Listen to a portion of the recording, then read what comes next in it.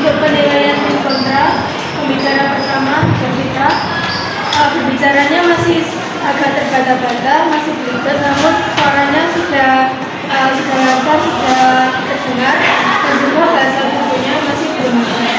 Untuk pembicara kedua Adrian, sudah lumayan lancar saat berbicara, masih kurang nyada-nyada sedikit, bahasa tubuh masih belum ada. Interupsi sudah dibalas, namun tidak bisa melawan dengan baik. Lalu untuk pembicara ketiga, karena volumenya sudah baik, berbicaranya masih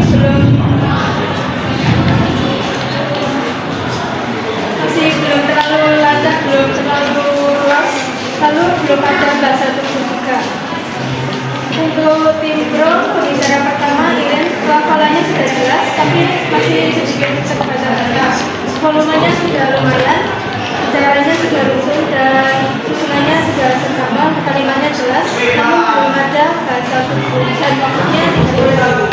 Untuk pembicara kedua, Brian, volumenya sudah lantang, belum ada bahasa tubuh yang banyak, tapi susunan kalimatnya sudah baik, intonasinya sudah baik, dan juga melakukan interupsi 2 kali. Kalau pembicara ketiga, Alma, suaranya sudah keras, namun bahasa tubuhnya masih belum ada, pelafalannya baik, namun argumen lawan tidak bisa untuk tim pro keseluruhan. Untuk tim kontra keseluruhan, argumennya tidak disanggah itu. Lalu untuk argumen yang pro sudah lengkap datanya dan sudah mengikuti lawan. Untuk argumennya tim kontra, mereka tidak menginterupsi argumennya pro dan juga setuju pada argumen tim pro. Data yang digunakan juga masih benar. Baca menangan tim mana aja? Untuk tim yang menang, tim pro dengan nilai 89 dan tim kontra 78. Kalau saya dari tim pro ini argumennya udah bagus dan mendukung, terus mereka tuh pakai data yang jadi datanya tuh relevan. Terus pilihan bagi pembicaraan ini intonasinya sudah pas, namun makin lama ini ngomongnya makin cepat juga. Tapi akhirnya ya tetap jelas dengan ini sama. Datanya bagus, betul, argumennya bagus. Terus yang kedua Brian, dia juga pakai data yang baru, jadi lebih relevan. Terus dia juga nyambungin argumen dari yang sendiri. Nah, nanti ngomongnya udah jelas, infonya bagus, intonasinya pas, terus juga khususnya infonya dia udah banyak, tapi menurut saya kayaknya masih dapat. Mas Alma, keseluruhannya bagus, infonya juga pas, intonasinya jelas. Ya, kerja juga keras, tapi masih terlalu membaca. Dari tim kontra sendiri, usulan timnya ini anggotanya ini kalau agresif sama bahasa tubuh juga. Untuk saya ini sebagai kerja pertama, tangannya udah bagus, bisa diterima. Tapi intonasinya masih datar, jadinya kurang bahasa juga. Terus tidak terlalu keras sama ini udah. Terus Aji, Mas Adrian, intonasinya ini udah pas juga sama kayak Jovita, cuma ini sama masih kurang ekspresif sama bahasa tubuh yang kurang, jadinya nggak terlalu berasa dari bicara. Untuk katanya penyampaiannya sudah kuat, bagus, tapi masih terbata-bata. Terus tempat hati juga, jadi ya jauhan. Dan yang akhir dari saya, tim dapat nilai 86 dan tim kontra dapat 79. Kalau dari saya, tim pro pembicara 1 keren, pelafalan jelas, suaranya lumayan jelas, kemudian artinya disampaikan dengan jelas. Kemudian dari pembicara 2, suaranya keras, kemudian argumen disampaikan itu dari data, kemudian memberi interupsi dan intonasinya bagus. Kemudian pembicara 3 Alma, argumen yang disampaikan saling mendukung pembicara 1 dan 2, kemudian argumennya itu menjelaskan dan menegaskan kembali dengan memberikan fakta.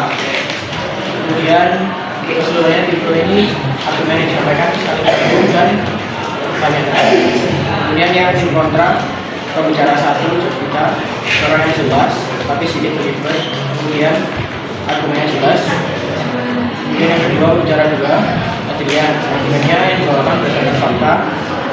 Kemudian dia juga menanggapi argumen lawan, tapi saat menjawab instruksi kurang yakin dan sangkaan yang diberikan kurang kuat.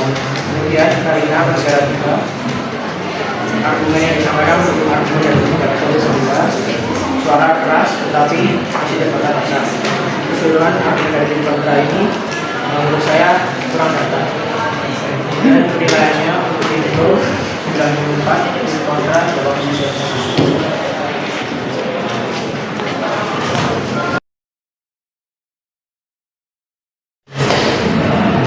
Oke, dari saya untuk pembicara satu dari tim pro, Diksa, dia terbata-bata, banyak bedanya, terus penyampaiannya kurang jelas, baru dia juga kurang percaya diri. Untuk pembicara satu dari tim kontra, Lukas, percaya diri, menguasai materi, bahasanya jelas dan profesional. Kemudian dari tim pro, pembicara dua, Vincent, banyak bedanya, tetapi dia dapat mematahkan interupsi dan argumen dari tim kontra. Penyampaiannya kurang jelas karena terbata-bata. Kemudian dari pembicara dua dari tim kontra itu Sasa, dia dapat mematahkan argumen tim pro, percaya diri, profesional dengan tidak membaca, bahasa jelas dan mudah dipahami, aktif dengan banyak instruksi dan didasari dengan data. Dia juga sangat menguasai materi. Kemudian pembicara tiga dari tim pro, Jason, dia sangat percaya diri, penyampaiannya jelas dan profesional sehingga mudah dipahami. Juga argumennya mendukung pembicara 1 dan 2 dengan disertai dengan data dan bukti yang relevan. Ekspresif dan tidak banyak membaca dapat mematahkan argumen tim kontra dengan bukti dan data yang relevan. Dari tim kontra, pembicara 3 Grace, percaya diri, tapi dia kurang menguasai materi karena banyak bacanya, terus bahasa yang digunakan itu mudah dipahami. Untuk keseluruhan dari tim pro itu nilainya 93, kemudian keseluruhan tim kontra nilainya 96. Buat dari tim pro, pembicara satu, Diksa, dia cukup dan menguasai materi. Terus pembicara dua, Vincent, menguasai materi dan juga bisa memberi jawaban dari instruksi dengan baik. Pembicara ketiga, Jason, masih terbata-bata. Terus dari tim kontra, Lukas, pembicara satu, menguasai materi dan juga percaya diri. Pembicara dua, Sasa, menguasai materi dan memberikan data dan juga memberikan instruksi dan jawaban dari instruksi dengan baik, juga memberikan instruksi kepada tim lawan. Kemudian pembicara tiga, Grace, kurang menguasai materi secara keseluruhan. Tim pro cukup baik, tetapi kurang intonasi, kurang bahasa tubuh, dan juga argumennya sudah saling mendukung. Terus untuk tim kontra secara keseluruhan sudah baik, data yang diberikan juga mencukupi, dan juga argumen kuat dan saling mendukung. Untuk nilai akhirnya tim pro 35, tim kontra 80,5. Selanjutnya untuk tim pro, pembicara satu Diksa, gemetar, abu-abu, terus suaranya juga kurang jelas, terbata-bata. Untuk pembicara satu tim kontra, Lukas, percaya diri, suaranya cukup jelas, terus terbata-bata, dan interaksi juga ada. Terus untuk pembicara kedua dari tim pro, Vincent, percaya diri, profesional, bahasa jelas, konsisten, karena argumen sangat kuat. Untuk pembicara kedua tim kontra, Sasa, sering interupsi atau aktif, lalu banyak eye contact dengan tim lawan, tidak banyak membaca, dan juga opini juga ada. Untuk bicara tiga tim pro, Jason banyak membaca, tapi suara jelas, eye contact juga ada, profesional, dan ada ekspresinya. Untuk tim kontra, pembicara tiga tim kontra, Grace, suara kecil, tidak terdengar, itu dipahami dan komunikatif, berstruktur, tidak jelas, tapi ada eye contact dan bahasanya cukup jelas. Untuk secara keseluruhan tim pro, banyak interaksi, kerja sama timnya juga baik, argumen juga relevan, dan tidak semuanya itu ikut berdiskusi. Untuk tim kontra secara keseluruhannya banyak interaksi, Tapi kerjasama timnya juga kurang.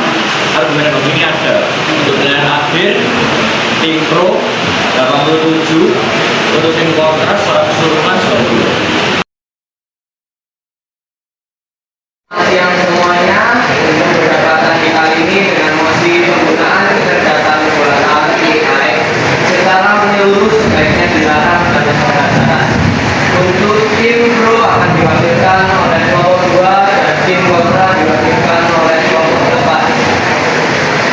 Perdebatan ini akan dimulai oleh tim pro untuk menyampaikan pembicara pertama menyampaikan argumen dan dasar-dasar mereka. Tim pro pembicara pertama dipersilakan. Waktu akan dimulai jika kalian mulai berbicara.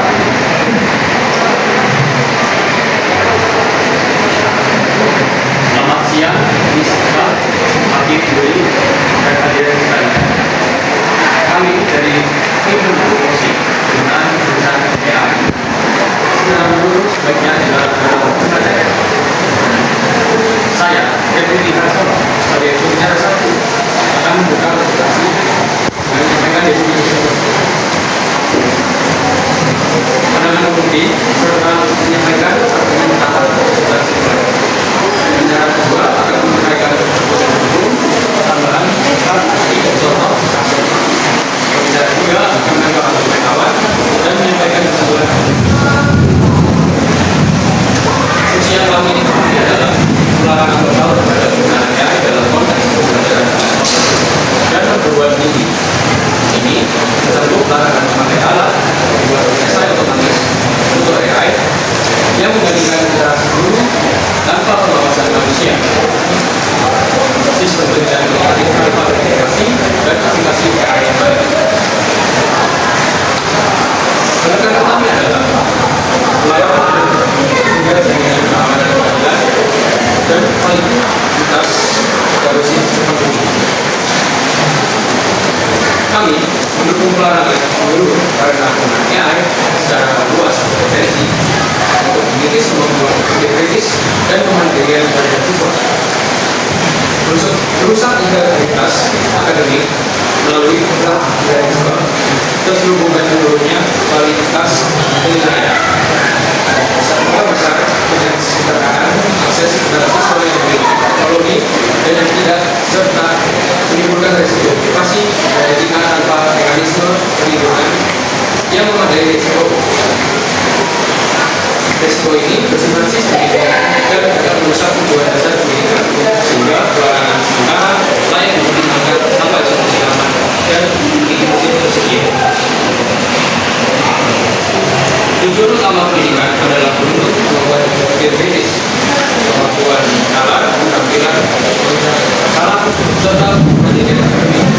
Jika siswa benar-benar menyerahkan tugas yang masuk AI tanpa melakukan aksinya, maka proses pembelajaran jadi kosmetik. Dengan didalami pemeriksaan kompetensi sesungguhnya karena tugas dapat dihasilkan oleh mesin. Guru akan terpaksa menghabiskan lebih banyak waktu untuk mendeteksi penggunaan AI daripada membimbing perkembangan intelektual siswa. Konsekuensinya, lulusan beresiko tanpa kompeten dalam perkembangan tetapi lemah dalam kemampuan analitis yang analitis ketergantungan pada AI mengurangi yang diperlukan untuk menguasai materi serta pemberian akses. Karena pendidikan bertujuan melalui kritis dan kemandirian, dan karena penggunaan AI secara menyeluruh langsung melemahkan proses tersebut serta merusak integritas penilaian, maka melarang penggunaan AI secara menyeluruh dalam pembelajaran merupakan langkah produktif yang rasional. Tanpa pelarangan atau pembatasan yang tegas, kita beresiko menghasilkan lulusan yang kurang kompeten secara substansial walaupun berdampak baik di atas kertas. Demikian yang dapat saya sampaikan. Untuk pembicara pertama diperkenankan untuk menggunakan 44 menit. Diperkenankan menghabiskan 4 menitnya terlebih dahulu.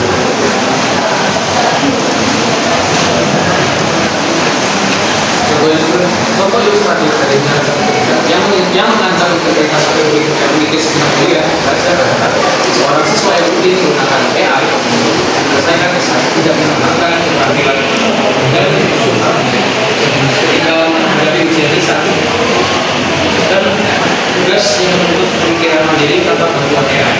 Perkembangannya yang belum terasa. Sekian dari saya, terima kasih. Baik, terus selanjutnya dilanjutkan oleh pembicara pertama dari tim pemerintah. Waktu dimulai ketika kami memasuki. Selamat pagi, yang terhormat, saudara dan rekan-rekan Bro. Saya akan di sini sebagai pembicara pertama dari Bro yang akan menjadi orang tua masing-masing yang akan pertama dan juga menyampaikan memberikan gambaran undangan dengan saya tentang menambah dengan saya dan itu menambah dan memberikan kesimpulan jadi kami berada di sini untuk mendukung impor dan produksi boleh kami percaya bahwa menggunakan AI percaya bahwa orang yang ada sudah belajar ini bisa juga siswanya menambah. Jadi komentar ini berdasarkan kepada yang terkait dan ini yang dilakukan dan diperhatikan dan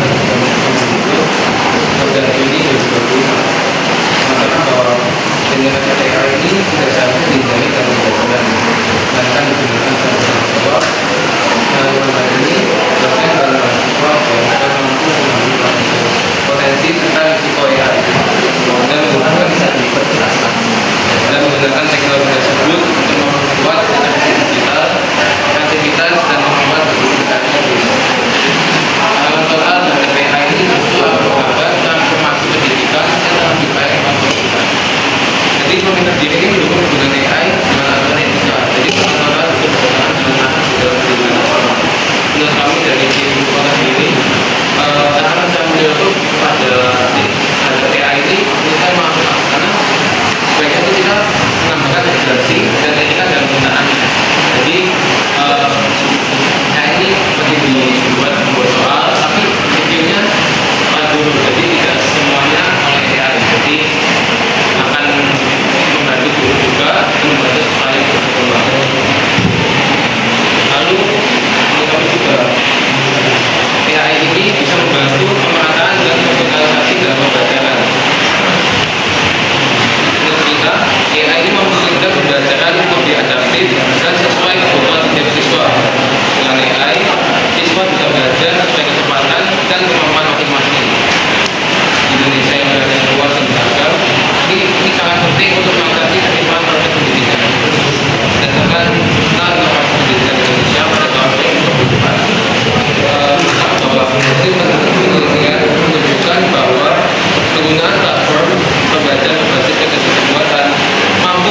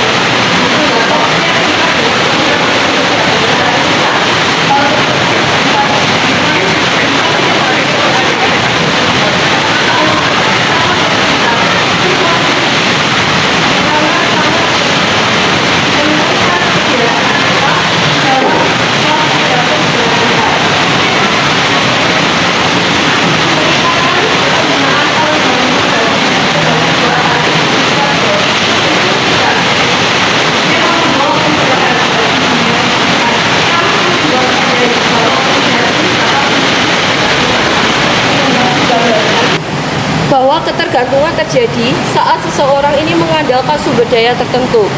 Dalam hal ini, kecerdasan buatan untuk memenuhi kebutuhan atau mencapai tujuan ini sangat mencerminkan tren yang penggunaan yang signifikan. Seperti penggunaan kecerdasan buatan yang mencapai 100 juta pengguna aktif dalam 2 bulan setelah peluncurannya pada Januari 2023. Hal ini meskipun kecerdasan buatan telah menunjukkan bahwa dia populer, namun ketergantungan itu dapat berdampak negatif dan menimbulkan fenomena yaitu stres yang timbul akibat dari ketergantungan yang berlebihan terhadap teknologi seperti telepon pintar dan juga perangkat sejenisnya. Terkait hal ini, kenyamanan peserta didik dalam menggunakan kecerdasan buatan seperti dalam menjawab pertanyaan ujian, mengerjakan pekerjaan rumah, atau membuat esai akademik itu dapat menyebabkan fenomena stres. Apabila hal sedemikian tidak dikelola, maka resikonya akan berdampak pada peserta didik akan mengalami tertekan saat peserta didik tidak dapat mengakses kecerdasan buatan untuk membantu dalam menyelesaikan tugas. Hal tersebut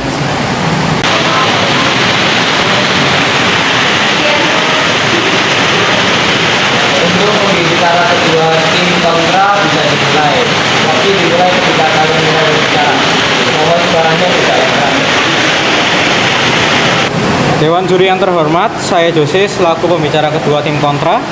Saya akan menyanggah kekhawatiran yang disuarakan tim pro, kemudian mendalami peran AI dalam mengatasi kesenjangan dan menjelaskan bahwa risiko dapat dikelola secara bijaksana. Tadi pembicara satu sempat menyampaikan bahwa AI itu berpotensi untuk membuat siswa menjadi ketergantungan terhadap AI serta mengurangi kemampuan siswa untuk berpikir kritis serta mengkhawatirkan tentang privasi. Saya akan bahas terlebih dahulu tentang AI berpotensi untuk membuat siswa menjadi ketergantungan. Ketergantungan pada AI diatasi dengan literasi digital wajib, yang dimana kita harus mengajari siswa etika dan batasan penggunaan AI. AI mengotomatisasi tingkat kognitif yang rendah, yang membebaskan waktu guru untuk fokus pada tingkat kognitif yang lebih tinggi, yaitu dengan menganalisis, mengevaluasi, dan berkreasi. Yang kedua, mengenai kekhawatiran bias dan privasi. Memang kekhawatiran ini secara logika valid, namun jawabannya adalah pengembangan panduan etika dan regulasi data yang ketat, seperti lebih diupayakan di banyak negara, yaitu pada lib.ub.ac.id tentang kecerdasan buatan dalam dunia pendidikan, ancaman dan peluang. Setelah tadi pembicara kedua sempat menyampaikan bahwa AI itu memberikan informasi yang luas atau tidak dibatasi. Itu memang benar, tetapi akses luas tidak selalu berarti pemahaman yang benar. AI hanya menyajikan data berdasarkan pola, bukan berdasarkan kebenaran moral atau konteks yang berlaku. Selanjutnya saya akan menyampaikan argumen saya untuk mempertegas argumen dari Katana. Yang pertama, AI itu sebagai solusi untuk kesenjangan pendidikan, yang berarti AI yang digunakan secara menyeluruh adalah kekuatan besar untuk pemerataan pendidikan di Indonesia. AI juga dapat berfungsi sebagai pengajar tambahan dan database pengetahuan yang dapat diakses oleh siapapun, serta untuk mengaturkan monopoli pendidikan berkualitas di kota-kota besar. Melarang AI adalah merampas kesempatan siswa di pelosok. Argumen yang kedua, inklusi dan dukungan khusus, yang berarti AI itu unggul dalam menyediakan pembelajaran adaptif untuk siswa yang berkebutuhan khusus. AI dapat menawarkan format yang berbeda, interface yang disesuaikan, atau bantuan bahasa instan. Dan AI memastikan kebutuhan setiap siswa dapat terpenuhi secara inklusif. Yang ketiga, pengelolaan risiko melalui kerangka etika dan audit. Risiko dari AI itu dapat dikelola. Solusi dari risiko yang dialami oleh AI meliputi yang pertama pengembangan kerangka etika AI nasional, yang kedua sanksi yang tegas bagi pelanggaran integritas, dan kelompok kami memilih adaptasi dan regulasi proaktif.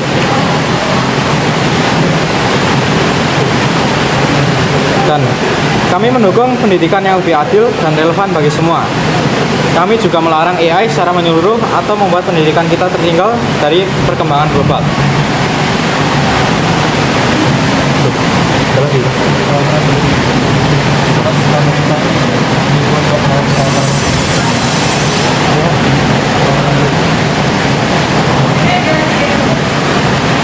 Selanjutnya saya akan menyinggung soal peran guru. Tim Pro tadi berpendapat bahwa AI dapat membantu bahkan menggantikan guru dalam proses pembelajaran. Memang pandangan ini sangat berbahaya. Guru bukan hanya menyampaikan materi, melainkan juga pembimbingan moral, emosional, dan sosial. Hubungan antara guru dan siswa bukan sekadar transfer pengetahuan, tapi pembentukan karakter dan nilai kemanusiaan. AI tidak memiliki empati, kasih sayang, atau pemahaman terhadap kondisi emosional siswa. Dan mesin tidak bisa memahami bahwa menenangkan siswa yang kehilangan semangat belajar atau bagaimana menanamkan karakter tanggung jawab, disiplin, dan empati antar sesama. Semua itu hanya bisa dilakukan oleh manusia. Jika pendidikan diserahkan sepenuhnya pada AI, maka yang kita hasilkan bukanlah manusia yang berkarakter, melainkan individu yang hanya pintar mengikuti perintah dari mesin. Pendidikan seharusnya berorientasi pada kemanusiaan dan bukan otomatisasi. Karena di balik setiap ilmu ada nilai, dan nilai itu hanya bisa diajarkan oleh manusia dan bukan algoritma. Sekian dari saya, terima kasih.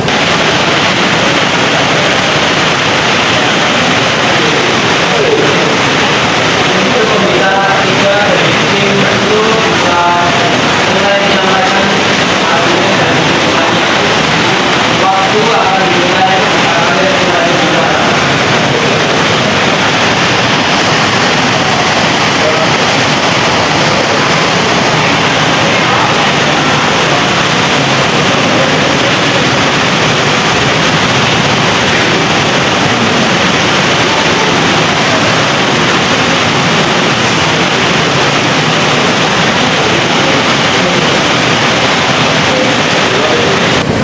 Baik, selamat siang yang terhormat, moderator, juri, dan teman-teman sekalian. Saya selaku pembicara ketiga dari tim Pro yang mendukung pernyataan bahwa penggunaan kecerdasan buatan secara menyeluruh sebaiknya dilarang dalam pembelajaran. Sebagai pembicara ketiga, tugas saya adalah menegaskan kembali argumen dari tim kami, menanggapi sanggahan dari tim lawan, dan menyimpulkan dari posisi kami yaitu Pro. Sebelumnya, izinkan saya menegaskan kembali posisi tim kami bahwa AI memang dapat membantu, tetapi tidak seharusnya digunakan secara menyeluruh pada pendidikan. Penggunaan yang berlebihan justru dapat berpotensi menurunkan kemampuan berpikir kritis siswa, menumpulkan kreativitas, serta menciptakan ketergantungan terhadap penggunaan teknologi terutama AI. Nah, tadi tim kontra itu pada pembicara 2 sempat berkata bahwa AI itu memberikan informasi yang jelas serta lengkap. Tapi seringkali AI itu justru malah menghasilkan informasi yang tidak akurat, bias, atau bahkan dapat menyesatkan. Nah, tadi juga sempat disinggung bahwa AI dapat membantu efisiensi belajar, misalnya seperti meningkatkan kreativitas serta dapat membantu untuk berpikir kritis. Namun kami menilai pandangan tersebut terlalu optimis dan mengabaikan dampak jangka panjangnya. Jadi yang pertama, AI bukanlah solusi, melainkan alat yang belum matang secara etis. AI seringkali itu menghasilkan informasi yang tidak akurat seperti tadi awal yang saya sudah sebutkan. Sebagaimana juga dijelaskan dalam buku Artificial Intelligence dalam Pendidikan 2025, dikatakan pula bahwa dalam penelitian kritik on ChatGPT based on the dialogue concerning language reflection on word view and knowledge, bahkan ChatGPT tidak memiliki ilmu yang tetap, cenderung bias dalam menampilkan penjelasan dan adanya batasan dalam penggunaan bahasanya. Pak Ade pula minggu lalu sempat berkata, dia sebagai guru bahasa Indonesia di SMAK Kolese Santo Yusuf Malang, mengatakan pula bahwa AI itu hanya mengulang-ulang dengan gaya bahasa yang berbeda, tapi dari gaya bahasa yang berbeda tersebut menghasilkan satu inti yang sama. Jika digunakan tanpa kontrol manusia yang ketat, hasil pembelajaran justru akan menjadi semu dan dapat menurunkan kualitas akademik. Lalu yang kedua, AI dapat menciptakan ketergantungan dan dapat menurunkan kemampuan berpikir secara mandiri. Studi MIT yang dipublikasikan oleh Time Magazine tahun 2025 membuktikan bahwa penggunaan ChatGPT dalam penulisan esai membuat aktivitas otak pengguna menurun secara signifikan dibandingkan dengan mereka yang menulis tanpa bantuan AI. Ketergantungan yang semakin besar pada AI berpotensi mengurangi kemampuan berpikir kritis, kreativitas, dan pemecahan masalah di kalangan tenaga kerja yang tersisa. Ganjar Pranowo, tokoh pemerintah di Indonesia, juga mengkritik rencana memasukkan AI ke dalam kurikulum pendidikan tanpa terlebih dahulu memperbaiki masalah mendasar seperti literasi dan numerasi yang masih rendah. Ia memperingatkan bahwa tanpa kemampuan dasar yang kuat, siswa justru akan menjadi operator teknologi dan bukan menjadi pemikir yang kritis. Hal ini selaras dengan pandangan bahwa AI yang tidak dikendalikan secara ketat bisa menurunkan kualitas akademik dan mengurangi kemampuan berpikir kritis siswa. Lalu, yang ketiga, AI juga menimbulkan resiko moral dan psikologis. Fenomena plagiarisme meningkat karena siswa tergoda menggunakan hasil AI tanpa memahami isi dan karya tersebut.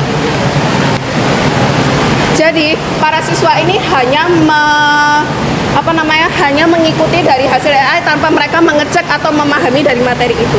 Selain itu, muncul fenomena teknostres atau stres akibat ketergantungan terhadap teknologi seperti dijelaskan oleh Hadi tahun 2021 dan Maulana et al. Pada tahun 2023. Kecerdasan buatan, resiko, tantangan, dan penggunaan bijak pada dunia pendidikan. Contohnya, siswa menjadi panik atau tidak bisa mengerjakan ujian ketika gadget dikumpulkan karena terbiasa mengandalkan AI dalam menyelesaikan tugas. Hal ini terbukti dari wawancara guru di SMA UI.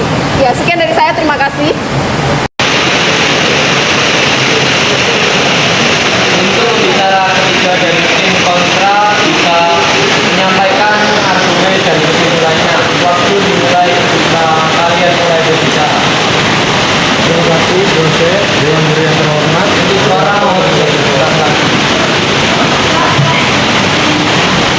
Terima kasih dosen, dewan guru yang terhormat, moderator dan juga tim kontra.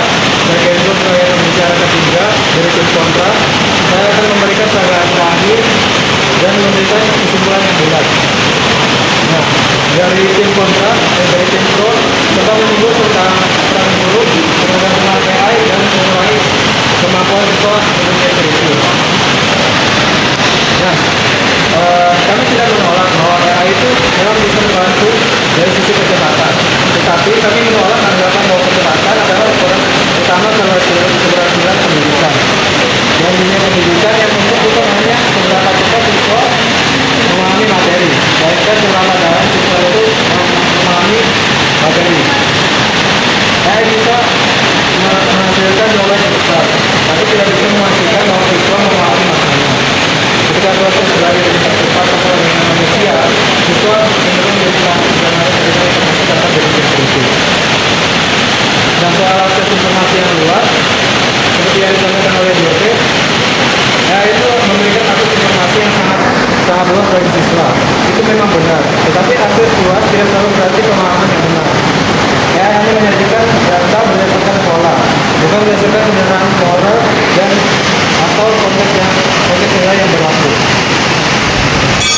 Nah, terkait soal peran guru, tim pro berpendapat bahwa AI membantu bahkan mengganti guru dalam proses pembelajaran. Pandangan ini sangat berbahaya. Guru bukan hanya sekedar menyampai materi, melainkan juga pembimbing moral, emosional, dan sosial.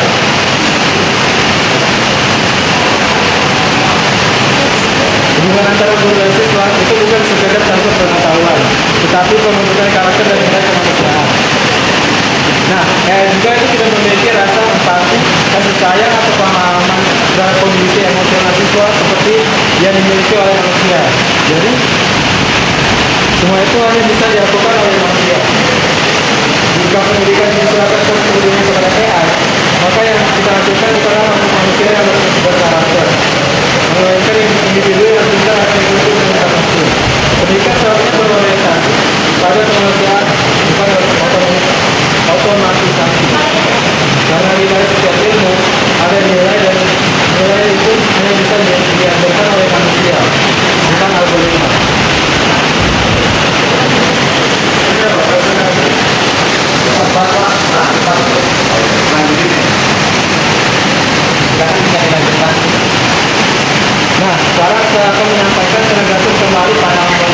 dari tim kontra.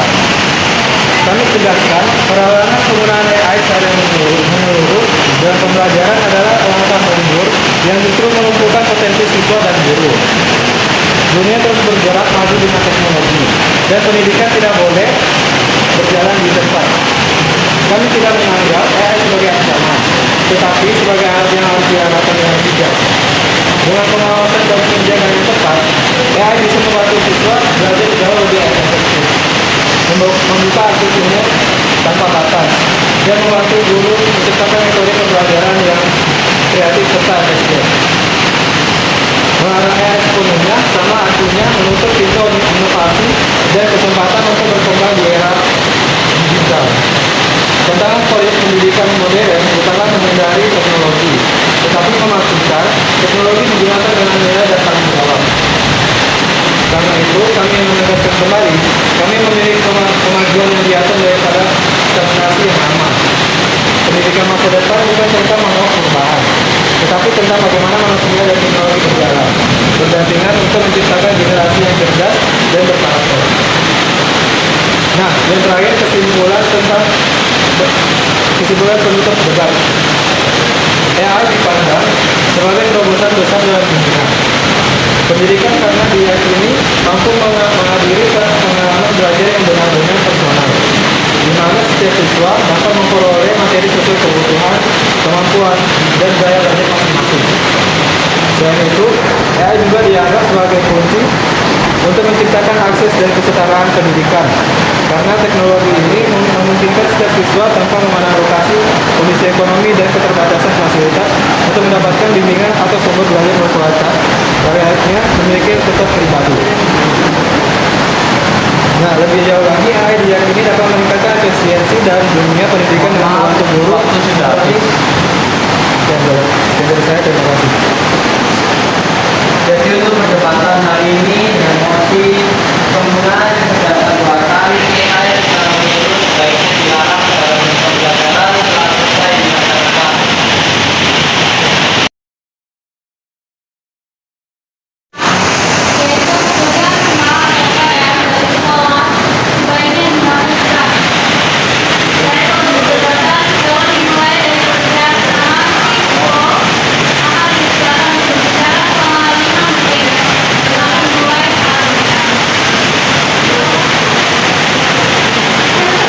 Dewan Juri, Bapak Guru, rekan-rekan debater tim oposisi, serta teman-teman sekalian. Saya, Gema, kelas 11K nomor absen 14, dan saya berdiri di sini sebagai pembicara pertama dari tim Pro. Di sisi saya ada Felicia, kelas 12K nomor absen 12 sebagai pembicara ketiga, dan juga Hogan, absen 29 sebagai pembicara kedua. Kami dari tim Pro dengan tegas mendukung mosi hari ini. Pekerjaan rumah dari sekolah sebaiknya dihapuskan. Sebelum melangkah lebih jauh, perkenankan saya mendefinisikan mosi ini. Yang kami maksud dengan pekerjaan rumah atau PR adalah tugas-tugas wajib yang diberikan oleh sekolah atau guru yang harus diselesaikan oleh siswa di luar jam pelajaran resmi dan dinilai sebagai bagian dari kurikulum. Yang kami maksud dengan dihapuskan adalah penghilangan kebijakan PR wajib secara menyeluruh. Ini tidak berarti melarang siswa untuk belajar mandiri, membaca atau mempersiapkan diri, melainkan menghilangkan kewajiban, sanksi, dan penilaian dari tugas-tugas yang dibawa pulang. Kita hidup di era di mana kesehatan mental dan keseimbangan hidup anak muda menjadi isu yang krusial. Sistem pendidikan haruslah berevolusi. Kita tidak bisa lagi memaksakan beban jam yang tidak manusiawi kepada siswa. Sekolah seharusnya menyiapkan siswa untuk hidup, bukan hanya untuk ujian. Oleh karena itu, kami hadir untuk menegaskan ulang mosi.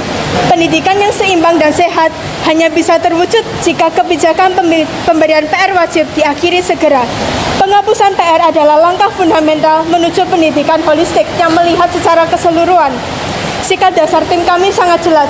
PR wajib harus dihapuskan karena ia secara fundamental merusak work-life balance siswa yang menghambat perkembangan non-akademik dan gagal menjamin peningkatan prestasi belajar yang signifikan. Pada kesempatan ini, saya akan menyampaikan argumen yang pertama. Argumen pertama adalah inti dari kasus kami. PR secara serius mengganggu work-life balance siswa. Siswa hari ini sudah memiliki hari kerja yang penuh 6-8 jam di sekolah. Ketika mereka sampai di rumah, mereka masih dihadapi oleh tuntutan PR yang setara dengan jam kerja tambahan. Sekolah seharusnya menjadi awal pendidikan untuk bekerja. Namun ketika sekolah tidak bisa menerapkan separasi antara pendidikan dan waktu di rumah, bagaimana siswa akan memiliki work-life balance yang bagus di saat mereka akan bekerja nanti?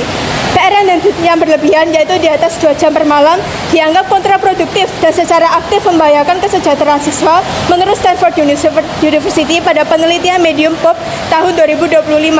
Pekerjaan sekolah diselesaikan dan ditinggal di sekolah, tidak dibawa menjadi urusan di rumah. Saat di rumah adalah waktu untuk keluarga dan relasi lain. Jika mereka tidak bisa memisahkan kehidupan sekolah dan kehidupan rumah, hidup mereka tidak akan seimbang. Kita ini adalah manusia, bukan robot.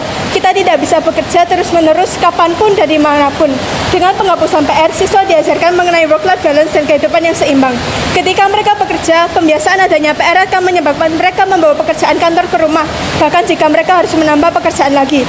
OECD PISA 2015 menyatakan bahwa sistem pendidikan di mana siswa menghabiskan lebih banyak jam untuk PR cenderung memiliki kinerja yang lebih rendah secara keseluruhan menurut Eurides pada Network OECD PISA 2015. Jika pekerjaan sekolah tidak dapat diselesaikan di sekolah, maka ada sesuatu yang salah dalam sistem ini, baik siswa yang tidak bisa mengatur waktunya atau sistem sekolah yang tidak bisa memberikan edukasi dengan efektif sehingga harus menggunakan PR untuk menyelesaikan pendidikannya.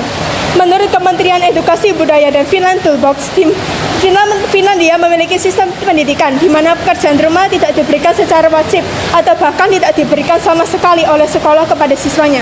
Hasilnya, OECD menilai bahwa Finlandia berada di peringkat kedua di dunia untuk lulusan dengan kinerja terbaik. Maka solusi dari kami, sekolah memberikan edukasi yang berbasis analitis dan kritis, tidak hanya menghafal saja. Maka pembelajaran akan semakin efektif dan PR tidak diperlukan lagi. Maka dari itu, ketika siswa pulang ke rumah, mereka tidak menghabiskan waktu berjam-jam untuk mengerjakan PR, namun bisa menghabiskan waktu bersama keluarga, teman, dan relasi lainnya. Maka Dewan Juri yang terhormat, kami telah membuktikan bahwa PR wajib adalah praktik yang usang, tidak efektif, dan berbahaya bagi masa depan siswa. Ia merusak keseimbangan hidup anak-anak kita dan merampas kesempatan mereka untuk tumbuh sebagai individu yang hidup secara proporsional. Maka kami mengusulkan agar mosi ini diterima. Pekerjaan rumah dari sekolah sebaiknya dihapuskan.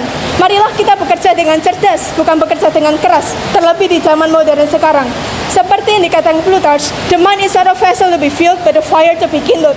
Pikiran ini bukan bejana yang harus diisi, melainkan api yang harus dinyalakan. Terima kasih. Baik, dipersilakan untuk pembicara pertama tim kontra untuk menyampaikan argumennya dan dimulai dari mosi yang keras. Selamat siang Pak Ade, moderator, dan para juri sekalian teman-teman. Terima kasih sudah memberikan waktu tempat bagi tim kami. Kami dari tim kontra dan mosi 5, yaitu PR pekerjaan rumah sebaiknya dihapuskan. Sebelum ini, perkenalkan nama saya Kristo, nomor absen 9 sebagai pembicara pertama. Ini Jeremy, nomor absen 16 sebagai pembicara kedua, dan Samantha, nomor absen 30 sebagai pembicara ketiga. Jadi kami dari tim kontra berdiri di sini dengan pandangan yang tegas dan terukur bahwa pekerjaan rumah atau PR dari sekolah tidak seharusnya dihapuskan. Kami menolak narasi yang menyamankan PR dengan beban semata, melainkan melihatnya sebagai bagian integral dan kritis dari proses pembelajaran yang holistik. PR perlu dipertahankan, bukan dalam bentuknya yang kuno, melainkan dengan pengaturan dan reformasi kualitas yang lebih baik. Karena PR adalah wadah utama yang melatih tanggung jawab pribadi, disiplin diri, dan fondasi kemandirian belajar siswa. Dalam konteks psikologi, pendidikan, dan prinsip-prinsip pembelajaran kognitif, kita mengenal prinsip fundamental bahwa pengulangan yang terstruktur, spaced repetition, adalah kunci utama dari penugasan materi dan pembentukan memori jangka panjang. Waktu belajar di sekolah sangat terbatas dan padat, yang mana tidak cukup untuk memastikan materi teresap secara permanen. Di sini peran PR menjadi esensial. Ia bukan merupakan bentuk hukuman, melainkan sebuah sarana sistematis untuk memperkuat koneksi saraf dan pemahaman mendalam siswa terhadap konsep-konsep yang telah diajarkan di kelas. Dengan kata lain, PR adalah jembatan untuk mentransfer pengetahuan dari memori kerja jangka pendek ke gudang memori jangka panjang. Klaim kami didukung oleh berbagai riset pendidikan di Indonesia, penelitian yang dilakukan oleh universitas pendidikan terbuka seperti Universitas Negeri Yogyakarta (UNY) dan Universitas Negeri Surabaya (UNESA. Secara konsisten menunjukkan bahwa PR yang dirancang dan diberikan secara proporsional dan relevan memiliki korelasi positif yang signifikan terhadap peningkatan hasil belajar akademik siswa. Hal ini berarti ketika PR disusun dengan bijak dan bukan sekedar menumpuk, siswa tidak hanya menjadi lebih paham dan percaya diri, tetapi juga jauh lebih siap dalam menghadapi evaluasi dan ujian. Fakta empiris ini secara tegas menipis anggapan bahwa PR tidak memiliki nilai akademik yang nyata. Lebih dari sekedar peningkatan nilai, PR memiliki fungsi pedagogis yang lebih dalam. Ia melatih dan menginternalisasi karakter penting yang tidak mungkin diperoleh hanya di ruang kelas. Melalui PR, anak-anak belajar mengelola waktu mereka sendiri, memprioritaskan tugas, berlatih konsisten, dan memegang tanggung jawab untuk menyelesaikan pekerjaan tanpa pengawasan langsung. Ini adalah soft skill, keterampilan lunak, krusial, disiplin, etos kerja, dan manajemen diri, yang merupakan modal utama dan sangat dibutuhkan di dunia kerja modern dan kehidupan nyata yang selalu menuntut individu yang mampu belajar mandiri dan bertanggung jawab penuh atas tugasnya. Kami ini menegaskan kembali bahwa masalah utama bukan terletak pada eksistensi PR, tetapi pada implementasi dan kualitasnya. Solusi yang bijak adalah mereformasi praktik pemberian PR, bukan melakukan penghapusan total. Kementerian Pendidikan dan Kebudayaan Ristek, Kemendikbud Ristek sendiri telah menggarisbawahi perlunya perubahan, yaitu menggantikan PR yang berupa tumpukan soal dengan tugas literasi, proyek kreatif, atau kegiatan reflektif yang lebih kontekstual. Melalui reformasi ini, siswa tidak hanya mengerjakan tugas tetapi juga mendorong untuk berpikir kritis dan memahami makna di balik apa yang mereka kerjakan. Oleh karena itu, kami tim kontra tidak menolak perubahan, tetapi kami menolak penghapusan total yang bersifat destruktif. Kami mendukung penuh sebuah reformasi PR yang membuatnya menjadi lebih ringan, lebih kreatif, lebih bermakna, dan lebih relevan dengan perkembangan psikologi dan tuntutan zaman siswa. Sekian dari kami. Terima kasih. Baik, silakan para pembicara kedua dari tim pro menggunakan hak bicara. Yang menit akan dimulai, selamat mulai.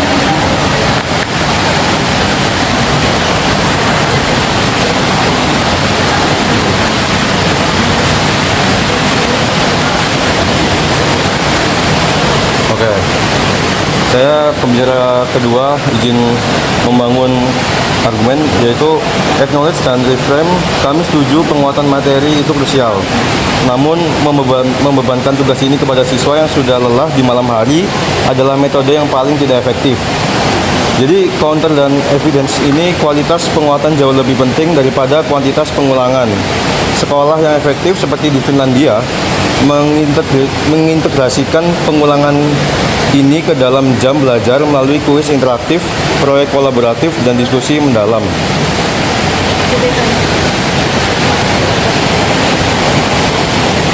Saya langsung berikan contoh saja. Jadi setelah seharian belajar di sekolah, siswa masih harus mengerjakan tugas dari beberapa mata pelajaran. Akibatnya, mereka jarang punya waktu untuk ikut kegiatan seperti ekstrakurikuler, organisasi, atau sekedar mengembangkan hobi dan minat mereka. Padahal, menurut penelitian dari Universitas Negeri Yogyakarta, kegiatan di luar sekolah seperti ekstrakurikuler punya peran besar dalam membentuk karakter, melatih kerjasama, dan meningkatkan keterampilan sosial siswa. Kalau waktu siswa habis buat PR, kesempatan untuk mengembangkan diri melalui kegiatan-kegiatan itu jadi berkurang. Kedua, PR bisa menyebabkan stres dan kelelahan.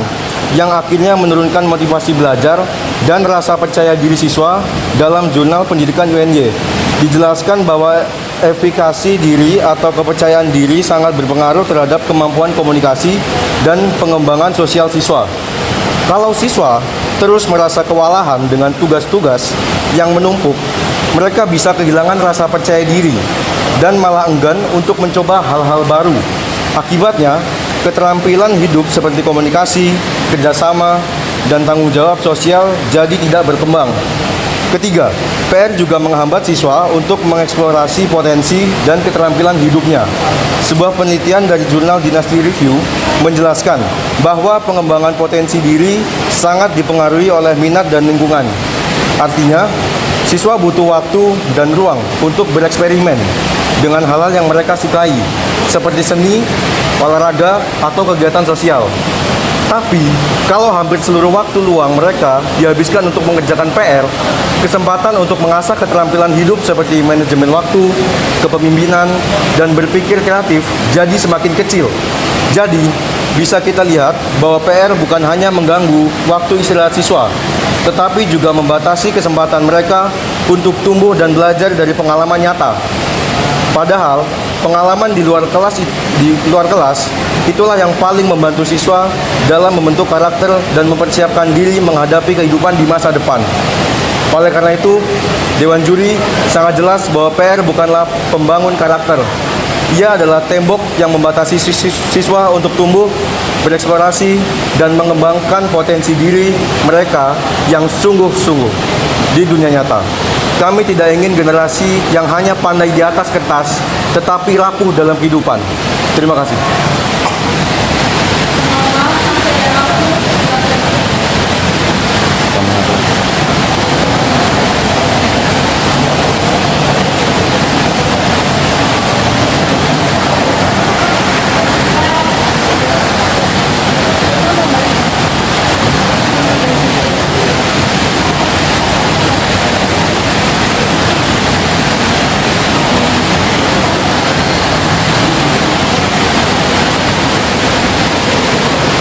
Menambahkan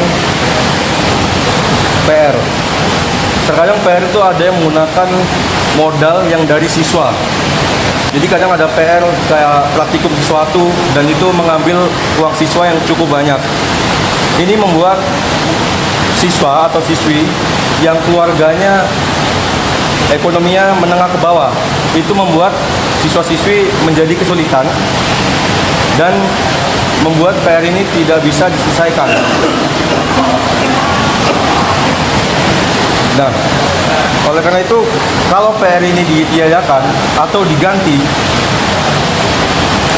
itu bisa lebih meringankan beban keluarga dan anak untuk belajar dan membangun karakter diri.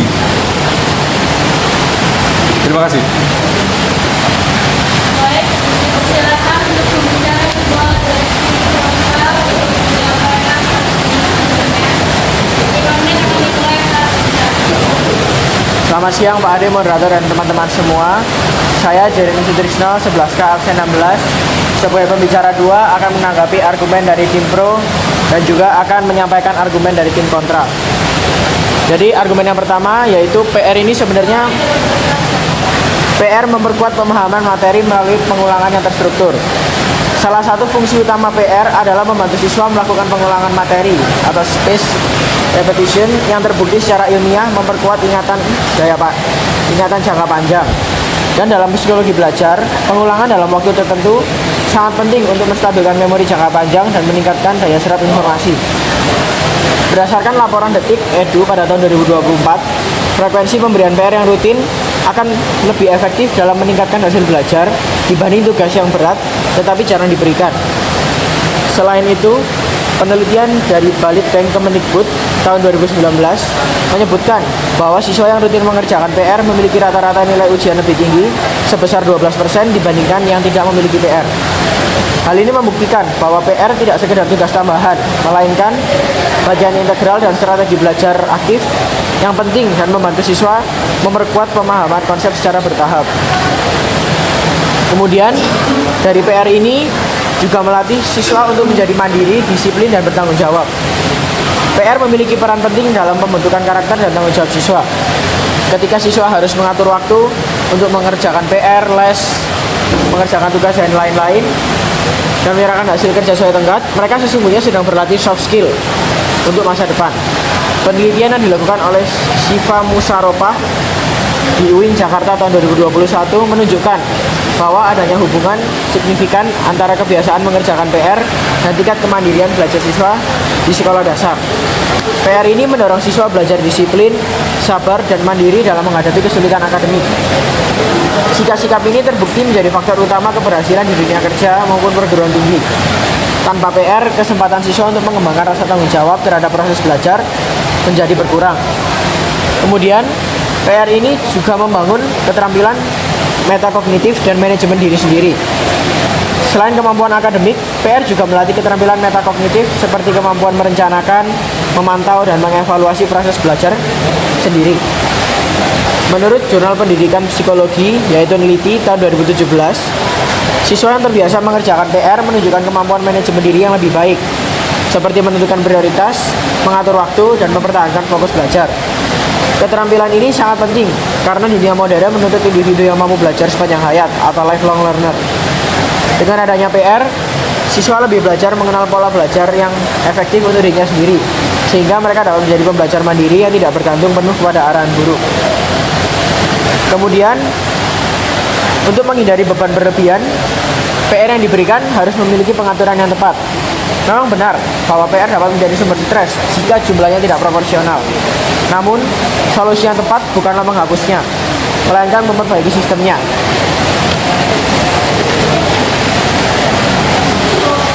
Dengan menerapkan pedoman durasi PR sesuai jenjang usia siswa seperti yang disarankan oleh pakar pendidikan Universitas Negeri Yogyakarta, Dr. Suyatno, ia menegaskan bahwa PR yang dirancang baik dengan durasi wajar justru meningkatkan kepercayaan diri dan hasil belajar siswa. Selain itu, PR yang relevan dan bermakna dapat menjadi lahan positif, bukan beban.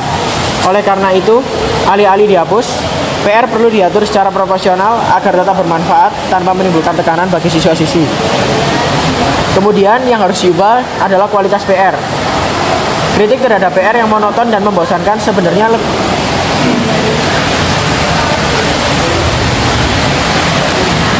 Tim lawan mengangkat poin penting tentang pengembangan karakter dan disiplin. Namun, mereka keliru dalam memilih alatnya. PR itu tidak mengajarkan disiplin sejati. Ia mengajarkan kepatuhan yang dipaksakan. Disiplin sejati tumbuh dari motivasi internal, bukan dari ancaman nilai buruk ataupun sanksi hukuman oleh guru. Tanggung jawab nyata yang dipelajari melalui kegiatan yang memiliki dampak langsung kepada diri mereka sendiri dan memiliki visi-visi dan reward yang cukup. Harapan-harapan ini akan tidak bisa mengendalikan orang. Jika kalian ingin mengharapkan suatu kedisiplinan, kita harus memiliki visi yang kuat. Ketika seseorang itu rajin ke gym, mayoritas bukan karena ketakutan atas hukuman yang akan dipaksakan kepadanya, namun karena motivasi personal yang mendorongnya untuk mendapat suatu reward atas kedisiplinannya. Inilah seharusnya tujuan sistem PR ini. Namun karena PR ini menghukum anak-anak yang tidak disiplin dengan hukuman sanksi seperti nilai yang lebih jelek ataupun penghukuman BPS.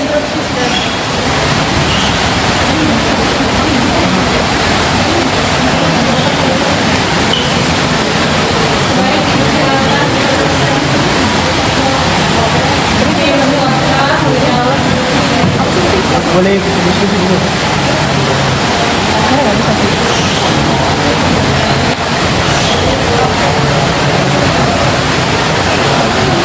Tadi saya mendengar interupsinya, sekilas adalah PR ini sebagai hukuman bagi siswa yang memiliki nilai jelek atau tidak mengerjakan tugas gitu ya. Nah, tadi saya juga sudah membacakan bahwa PR ini berfungsi untuk melatih kemandirian, disiplin, dan tanggung jawab, serta meningkatkan kemampuan kognitif siswa dalam memahami materi di sekolah. Dengan menghindari beban berlebihan pada PR, bisa mengurangi stres siswa.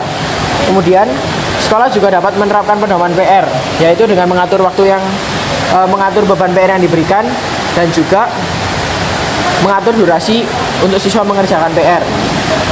Dan PR yang diberikan juga tidak boleh seperti bersifat menghukum atau menekan siswa, melainkan PR yang diberikan ini harus berfungsi untuk membangun dan memberikan manfaat baik kepada siswa. Sekian dari saya, terima kasih. Silakan untuk dari tim Pro untuk menyampaikan kesimpulan dan argumennya mulai dari komit atau tidak. Baik, terima kasih kepada Dewan Juri dan hadirin sekalian. Perdebatan hari ini bermuara pada suatu pertanyaan yang fundamental. Jadi bergerak ke suaranya. Ketika sebuah praktik pendidikan terbukti lebih banyak merugikan daripada menguntungkan, apakah kita akan terus mempertahankannya atas nama tradisi atau kita berani berevolusi demi masa depan anak-anak kita? Tim oposisi, dengan segala hormat, kami meminta Anda untuk tetap berada di masa lalu. Tim kami, Tim Pro, mengajak Anda untuk melangkah ke masa depan dengan pendidikan yang lebih manusiawi dan efektif. Mari kita lihat dua titik benturan utama dalam perdebatan ini dan mengapa argumen kami nyatakan lebih unggul. Baik, tim oposisi melukiskan PR sebagai alat vital untuk prestasi dan pembelajaran akademis. Namun mereka gagal menjawab bukti-bukti telak yang kami sodorkan.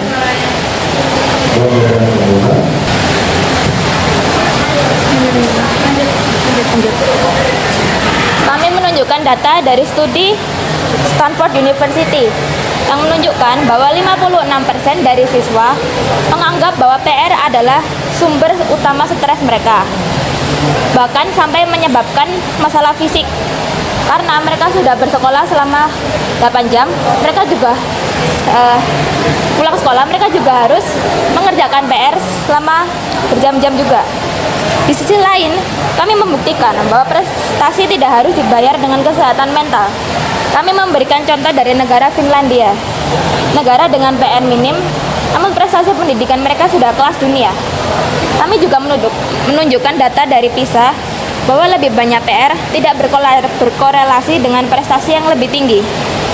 Tim oposisi tidak memiliki jawaban atas paradoks ini. Mereka menawarkan prestasi atau kesejahteraan. Kami menawarkan sistem yang memungkinkan untuk dilakukan untuk keduanya, yaitu prestasi dan kesejahteraan.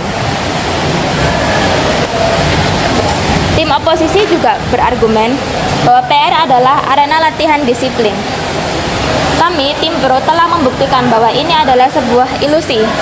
Disiplin yang mereka maksud adalah kepatuhan beracun atau toxic compliance, yang artinya melakukan sesuatu karena ada ancaman nilai buruk, bukan karena siswa ingin memiliki pemahaman yang lebih mendalam tentang materi tersebut. Kami, di sisi lain, lebih menawarkan definisi disiplin yang sesungguhnya. Disiplin yang tumbuh dari motivasi internal. Dengan menghapus PR, kita memberikan siswa hak atas waktu mereka yang memungkinkan mereka untuk belajar bertanggung jawab dengan mengelola minat, hobi, dan peran sosial mereka. Ini adalah sesuatu yang akan mereka hadapi di kehidupan nyata yang akan mendatang. Pembicara kedua kami telah menjelaskan bahwa pengembangan diri di luar kelas adalah fondasi karakter yang sesungguhnya. Visi mereka menciptakan guru yang patuh dengan atasannya, sementara visi kami menciptakan pemimpin yang berinisiatif. Nah, Dewan Juri yang terhormat, pilar-pilar argumen kami itu berdiri sangat kokoh. Pilar pertama yang dibawakan oleh pembicara pertama kami membuktikan bahwa PR secara fundamental merusak work-life balance dan kesehatan mental siswa. Pilar kedua yang saya tegaskan menunjukkan bahwa PR merampas kesempatan siswa untuk mengembangkan keterampilan hidup yang esensial. Menghapuskan PR ini bukanlah langkah yang radikal. Ini adalah langkah yang logis menuju pendidikan yang lebih cerdas dan kreatif. Ini adalah tentang mengembalikan hak masa kecil siswa yang seimbang. Ini adalah tentang mengakui bahwa belajar tidak hanya terjadi di atas teks buku, di meja belajar pada pukul 10 malam dan seterusnya. Seperti yang yang dikatakan Plutarch, pikiran bukanlah bejana yang harus diisi, tapi melainkan api yang harus dinyalakan. PR hanya mengisi bejana hingga retak karena beban yang berat. Mari kita berikan siswa ruang dan waktu untuk menyalakan api keingintahuan, keringanan, dan potensi mereka. Atas dasar itu kami dengan bangga mendukung mosi ini. Terima kasih. Baik, pembicara ketiga dari tim Kontra. Silakan untuk menyampaikan kesimpulan materinya dalam waktu 5 menit. Baik, Baik, terima kasih sudah memberikan waktu dan tempat kepada saya. Saya sebagai pembicara 3 dari tim Kontra menyatakan bahwa pekerjaan rumah yaitu PR tidak seharusnya dihapuskan, melainkan diperbaiki kualitasnya dan pengaturannya. PR memiliki peran penting sebagai bagian dari proses pembelajaran yang holistik karena melatih tanggung jawab, disiplin, serta kemandirian belajar siswa. Berdasarkan prinsip psikologi pendidikan, pengulangan terstruktur dari space repetition melalui PR menjadi sarana ilmiah yang membantu memperkuat daya ingat dan pemahaman jangka panjang terhadap materi yang telah diajarkan di kelas. Selain itu juga, PR bukan hanya soal latihan akademik, namun merupakan bagian dari pembentukan karakter. Ketika siswa yang terbiasa menyelesaikan tugas secara mandiri di rumah, mereka belajar untuk menghargai proses tersebut, yaitu mengatur waktu dan bertanggung jawab terhadap hasil kerjanya sendiri. Proses ini merupakan latihan kehidupan nyata yang kelak dibutuhkan dalam dunia kerja maupun kehidupan sosial. Melalui PR, siswa juga dapat dilatih untuk berpikir kritis, mencari solusi dengan secara mandiri, dan mengembangkan kemampuan problem solving yang tidak selalu diperoleh dalam kelas. Berbagai riset dari universitas terkemuka seperti UNY dan UNESA membuktikan bahwa PR yang dirancang secara proporsional berkontribusi signifikan terhadap peningkatan hasil akademis siswa. PR juga berfungsi sebagai alat pembentuk karakter dan etos kerja, mengajarkan siswa untuk mengatur waktu, bertanggung jawab, dan bekerja mandiri tanpa pengawasan secara langsung. Hasil penelitian tersebut menunjukkan bahwa siswa yang secara konsisten mengerjakan PR cenderung memiliki sikap yang disiplin dan prestasi belajar yang lebih baik dibandingkan mereka yang tidak melakukannya. Permasalahan utama bukan pada keberadaan PR itu sendiri, melainkan pada kualitas dan cara penerapannya. Solusi yang tepat bukanlah menghapus PR, yaitu harus mereformasi bentuknya menjadi yang lebih efektif, kreatif, dan relevan, dan juga bisa bermakna untuk tuntutan zaman dan psikologi perkembangan siswa. Bentuk PR dapat disesuaikan menjadi tugas proyek, eksplorasi lingkungan, kegiatan literasi, atau refleksi pribadi yang mampu mengasah kemampuan berpikir tingkat tinggi siswa.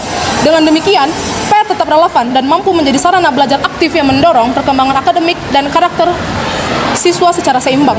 PR memiliki banyak fungsi penting yang tidak dapat digantikan oleh aktivitas lain. Yang pertama, PR dapat memperkuat pemahaman materi melalui pengulangan yang terstruktur yang terbukti efektif secara ilmiah dalam meningkatkan daya ingat dan hasil belajar siswa. Yang kedua, PR menjadi alat evaluasi formatif bagi guru yang membantu memantau sejauh mana siswa memahami pelajaran dan menyesuaikan metode pengajaran sesuai dengan kebutuhan mereka. Dengan demikian, PR berperan sebagai jembatan antara proses belajar di kelas dan kemampuan siswa dalam menerapkan secara mandiri di rumah. Dengan latihan berulang melalui PR, kemampuan berpikir kritis dan kreatif siswa pun akan berkembang secara alami. Hal ini menjadikan PR sebagai sarana pembelajaran yang lebih personal, adil, dan efektif. Dan tak kalah pentingnya juga, PR menjembatani hubungan antara sekolah dan rumah, melibatkan orang tua dalam proses pembelajaran anak, serta membangun budaya akademik di lingkungan keluarga. Dengan adanya komunikasi dan keterlibatan orang tua, proses pendidikan menjadi lebih utuh karena terjadinya sinergi antara lingkungan sekolah dan keluarga dalam membentuk karakter serta prestasi anak. Berdasarkan keseluruhan argumen yang telah kami paparkan, dapat disimpulkan bahwa penghapusan PR bukanlah solusi yang tepat bagi sistem pendidikan kita. PR merupakan bagian dari proses pembelajaran yang berfungsi bukan hanya untuk memperkuat pemahaman akademik saja, namun juga membentuk karakter, disiplin, dan kemandirian siswa. Menghapus PR sama artinya dengan menghilangkan kesempatan penting bagi siswa untuk belajar secara mandiri di luar jam sekolah dan memperdalam pemahamannya terhadap materi yang telah diajarkan. PR juga justru menjadi sarana pembelajaran yang efektif. PR dapat menjadi wadah pembelajaran yang aktif dan menyenangkan dan bermanfaat. Selain itu, keberadaan PR memperkuat hubungan antara guru dan siswa dan orang tua, membentuk budaya belajar yang berkelanjutan juga di rumah. Dengan PR yang proporsional, kreatif, dan kontekstual, siswa tidak hanya memahami pembelajaran lebih dalam, tetapi juga tumbuh menjadi individu yang bertanggung jawab, disiplin, dan mandiri. Oleh karena itu, kami, tim kontra menegaskan bahwa PR tidak dipertahankan dan tidak seharusnya dihapuskan. Yang perlu diubah bukanlah keberadaannya, melainkan pendekatannya.